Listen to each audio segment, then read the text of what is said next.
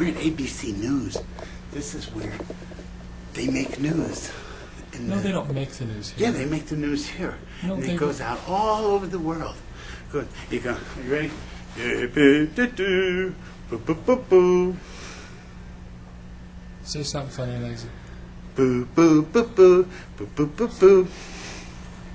Rosie O'Donnell's hand that contains a note from me and the reviews and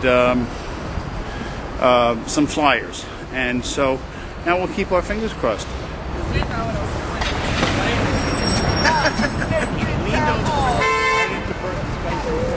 at me, look at me, look at me, look at me, look at me! I'm the naked cow. I don't got to keeping it real for you. Naked cowboy.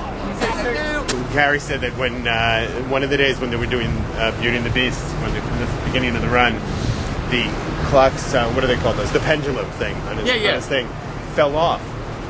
And the only people on the stage were Gary with no hands. Holding up he's the candlestick. Right, and the clock who couldn't bend. Oh, that's funny. And it wouldn't have helped if the teapot came on because she couldn't lift anything either. You remember when I was working with Carol Weinberg at BBD&O? I was a casting director there for a year. And Carol had one office, and Annette Paparella was our secretary. That's how I knew Annette. I've known her, God. So I went out to lunch.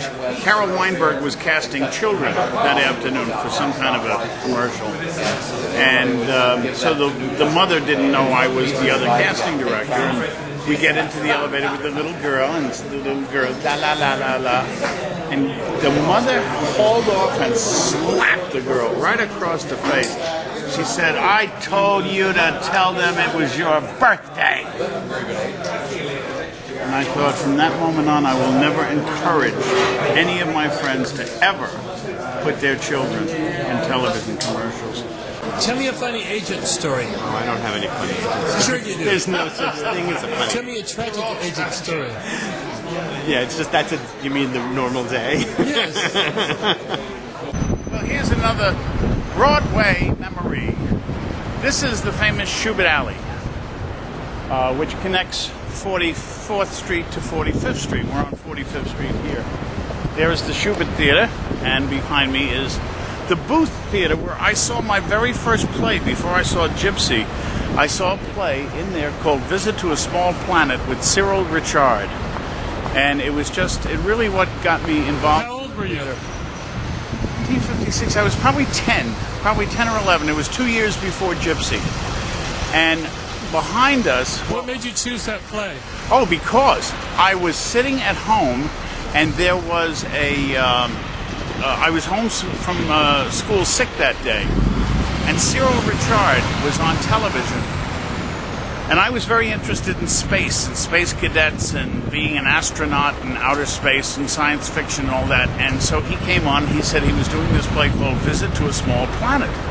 I thought, well, it's about outer space, so take me to see it. Well, actually, it was a play by Gore Vidal. It was a very heavy play. And my father thought, oh, the kid is a genius. He wants to go see a Gore Vidal play. And my grandmother did come to see this one. She sat next to me. And every other word was son of a bitch. And she'd jump every time she heard son of a bitch. She thought it was inappropriate for my little 11-year-old years. Of course, I heard worse than that at home. But right here, where Junior's Bakery is, used to stand the Hotel Astor. And the Astor was a very, very famous hotel. The Astor Bar was here. And that's where I got arrested, right across the street. Right over there. Probably about where those windows are, where that tree is. Where that tree is was probably the entrance to the Morosco Theater. The Morosco is one of the most beautiful, intimate theaters on Broadway. It sat about maybe 900,000 people, and some of the great plays of all time opened at the Morosco, Death of a Salesman. It was Arthur Miller's favorite play. So The Price opened there, Davy Byrne's play The Price, and they tore it down in 1983, and I threw myself in front of the building along with Celeste Holm and Christopher Reeve so that they wouldn't tear it down, and you can see how our efforts paid off.